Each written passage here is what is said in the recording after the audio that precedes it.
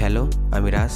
তো আজকে চলে আসলাম বরবাদ সিনেমা নিয়ে কিছু আপডেট দিতে। তো আপনারা অলরেডি সবাই জানেন বরবাদ সিনেমাটা আমাদের বাংলাদেশের মেগাস্টার সাকিব খানের। তো এখানে নায়িকা হিসেবে অভিনয় করছে কলকাতার নায়িকা এদিকা পল। তো বরবাদ সিনেমাতে ভিলেন হিসেবে আছে নিশা সওদাগর এবং কলকাতার অভিনেতা যিশু সেনগুপ্ত। তো বরবাদ সিনেমার আজকে আরও একটা নতুন আপডেট চলে এসেছে। তো এই আপডেটটা নিয়ে আপনাদের সাথে কথা বলতে আসা।